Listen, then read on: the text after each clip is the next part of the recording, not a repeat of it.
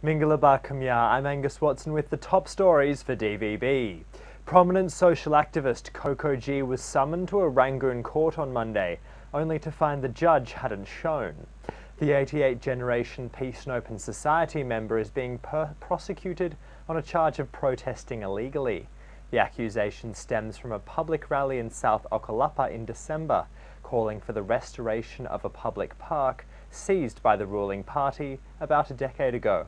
If found guilty on Article 19 of Burma's Peaceful Assembly and Peaceful Procession Law, Coco G and 4 fellow protest leaders faced 3 months in prison. In May, a boat carrying 65 migrants from Burma, Sri Lanka and Bangladesh to New Zealand was intercepted by an Australian sea patrol and sent towards Indonesia. Now calls are mounting for the Australian government to come clean on whether it paid suspected human traffickers to turn their boat around in the sea off the country's north. The United Nations and Indonesia have supported the allegations made by arrested crew members. The 65 asylum seekers, including the Burmese, have been disembarked onto the Indonesian island of East Nusa Tenggara. The Australian Parliament heard calls for an investigation into whether $30,000 was paid to 6 suspected people smugglers.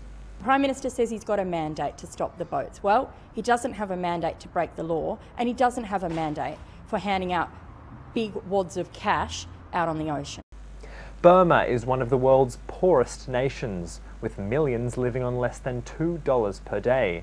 Yet with an ingrained culture of charity, many turn to blood donation as a way to make merit. However, Burma's under-resourced health system cannot cater for the demand for blood that's increasing by 15 to 20% per year. Sunday was World Blood Donor Day. At the Blood Donor Centre in Rangoon, a new mobile collection truck was unveiled, designed to reach donors to safely collect blood. Meanwhile, Burma has been struck by football fever. After a nail-biting weekend win over Vietnam, the country's under-23 team is in the final of the Southeast Asian Games men's football competition. Tonight in Singapore, the team dubbed the White Angels will face up to tournament favourites and regional heavyweights Thailand.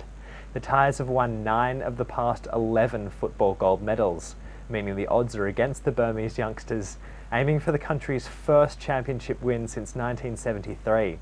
Football fans across the nation are full of hope, however, that the tournament's surprise package might pull off one more famous upset and bring gold home for Burma. You can find more on all of today's stories at dvb.no. Bye for now.